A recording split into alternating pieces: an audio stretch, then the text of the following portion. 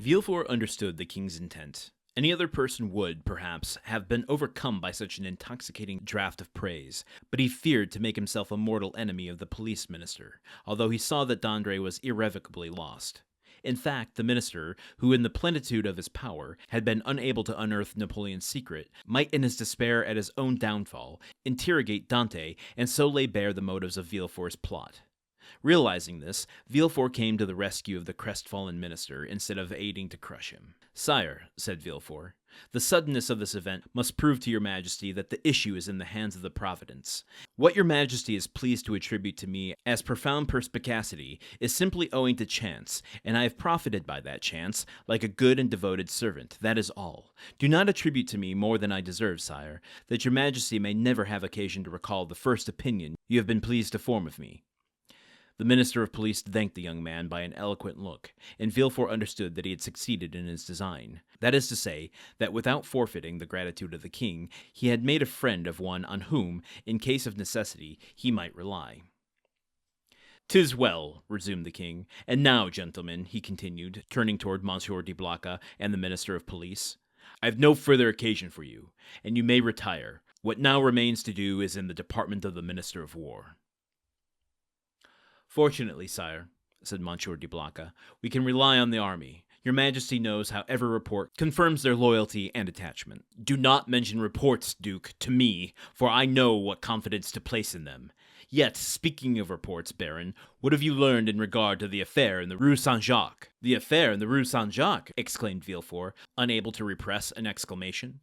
Then suddenly, pausing, he added, "Your pardon, sire, but my devotion to your majesty has made me forget, not the respect I have, for that is too deeply engraved in my heart, but the rules of etiquette." Go on, sir," replied the king. "You have today earned the right to make inquiries here." What do we think Villefort is going to inquire?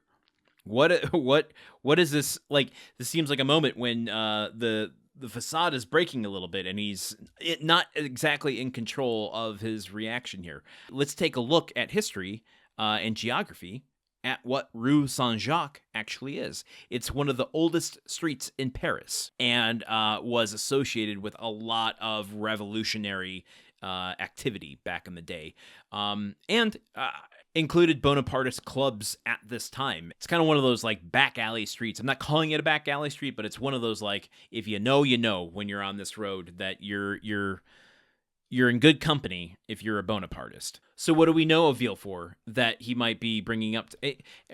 Is this worth guessing? I mean, we're just going to be here tomorrow figuring it out, but do we think he's going to throw his dad under the bus? I mean, it's clearly not a secret that his father, Noirte, is a Bonapartist.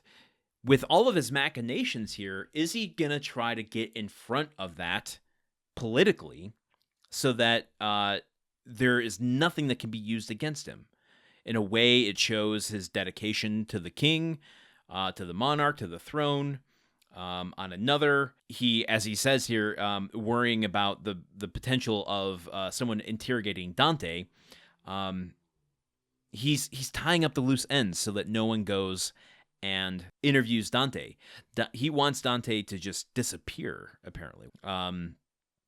Why didn't he just have him killed instead?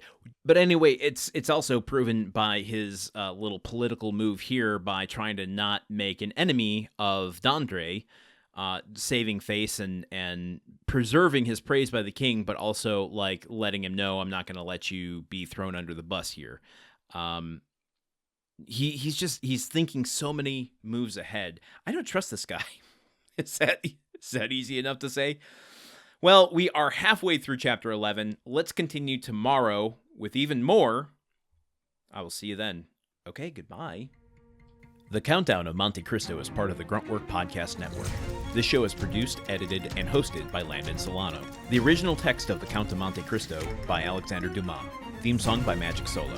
If you want to support the show and others like it, visit patreon.com/gruntworkpod. Thank you for listening. See you tomorrow.